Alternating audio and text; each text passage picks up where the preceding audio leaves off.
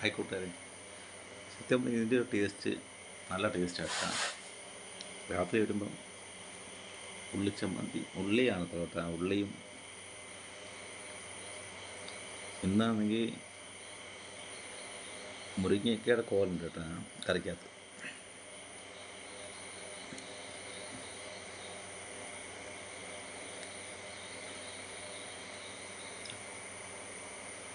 അതും കൂട്ടി കഴിക്കാൻ നല്ല ടേസ്റ്റായിട്ടാ. എല്ലാവരും ഉറങ്ങി. ഞാനങ്ങനെ ചോറ് വെള്ളത്തിൽ പിഴിഞ്ഞെടുത്തിട്ടാ എന്നിട്ട് കഴിക്കുക കേട്ടാ. ഇതിൻ്റെ ഒരു ടേസ്റ്റ് വല്ലാത്ത ടേസ്റ്റാട്ടാ.